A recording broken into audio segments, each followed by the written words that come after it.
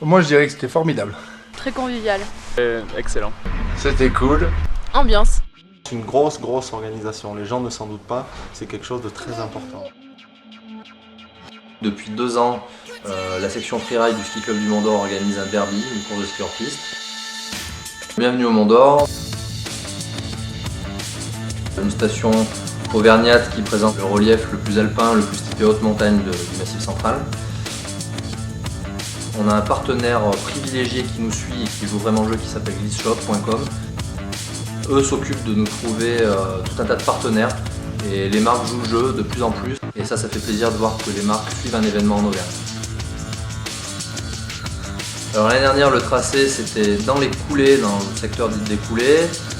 Il y avait 2-3 grandes courbes à négocier et ensuite c'était un peu un chousse dans la coulée dite de là, sur l'épaule de là. Donc ça allait très vite.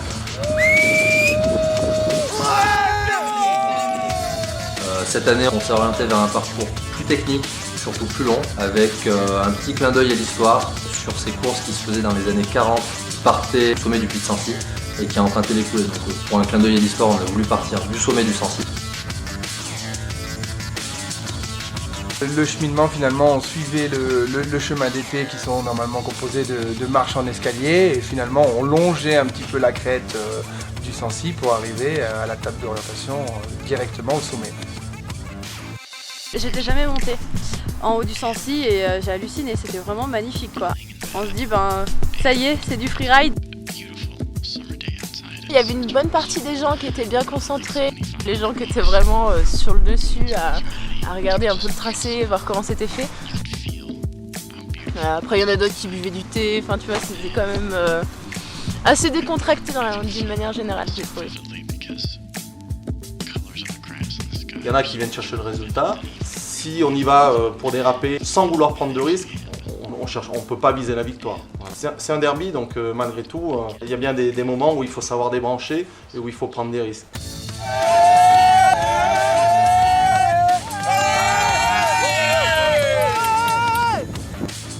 On partait sur l'arrêt de sommitale sud-est du Sancy.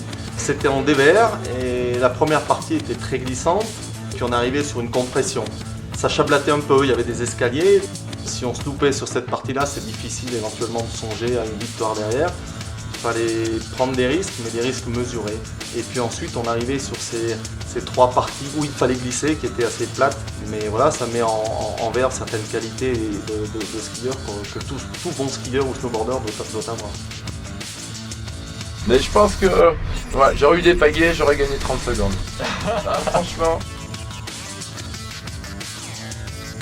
Tu plonges dans le trou et puis d'un coup tu te rends compte qu'il y a eu les vacances de février, que tout le monde a fait le boulet de la Dogne. C'était un champ de boss. Un half-pipe champ de boss, je te jure, ça c'est une nouvelle discipline pour les JO. Un pipe avec des bosses. C'était un petit peu le passage primordial où il y avait plusieurs trajectoires possibles et où finalement il fallait continuer à avoir de l'engagement mais en ayant toujours les jambes parce qu'après une minute de course, je le répète, ça commence à forcer et on commence à avoir l'acide lactique qui monte dans les muscles. Hein. Moi je crois que j'ai pas du tout une bonne stratégie, je suis placée en plein milieu, en plein dans les bosses, donc j'ai essayé de sortir mon meilleur ski boss possible. Je suis pas très douée. Après il y avait aussi les fous qui passaient tout droit au milieu du goulet, mais dans les bosses, mais tout droit. C'est vrai que malheureusement un petit coup de frein avant faisait perdre beaucoup de place. Et c'était celui qui n'allait pas freiner tout en assurant les bosses qui allait sortir le plus vite et donc on imagine avoir le moins de temps à l'arrivée. Après la première manche, on a fait une deuxième manche. On a choisi un itinéraire direct, visuel pour les spectateurs qui étaient en basse station. Quelque chose de beaucoup plus droit, similaire sensiblement au tracé qui était l'année dernière dans les coulées, qui se tournait en 25 secondes pour les meilleurs. Le deuxième tracé, rentrer à droite, se rediriger vers la porte et puis après tout droit pour les plus fous quoi. Les virages n'étaient pas techniquement difficiles, mais l'engagement de départ était très important. Être bien posé sur son engin de glisse et puis laisser filer. Avoir le courage de laisser filer. Il fallait avoir le cœur bien accroché.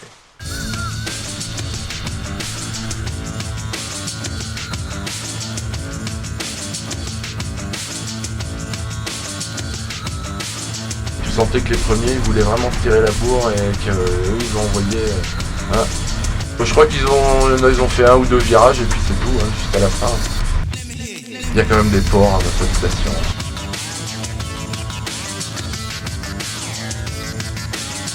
Je m'étais dit, il faut que je gagne le plus de secondes possible et j'ai fait tout droit. Du plaisir, oui, bien sûr, du plaisir, oui. Le plaisir d'aller vite, le plaisir d'être secoué par le terrain et puis le plaisir de voir la ligne d'arrivée. Ce que j'ai revu au Mont d'Or, qui est la même chose que j'avais vu à la Meige, c'est le sourire du premier au dernier. Voilà. Et puis il y avait du monde en bas, donc il y avait la bonne ambiance. Vraiment une belle course. La grande championne de Sgardou 2014.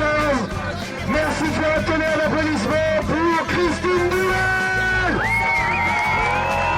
C'est le maître des maîtres Alain Dugier, s'il vous plaît. Et Amélie Leclerc qui gagne sa planche de snowboard.